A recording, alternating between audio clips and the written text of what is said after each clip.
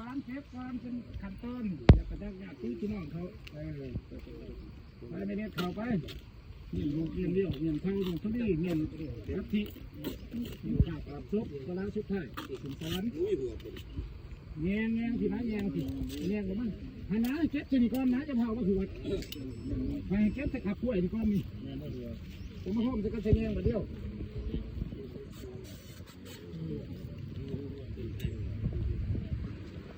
เก็บก็ได้จะเผาเชียร์อะไรเก็บความเก็บเอาหนูได้เก็บจะคอยเชียร์อะไรต้องเชียร์ไปเชียร์มากบ่แล้วนั่นเห็นไอ้ยิบเลย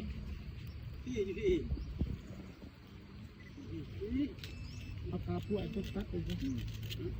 ปลาป่วยตัดไปสิแบงเก็บไว้หน่อย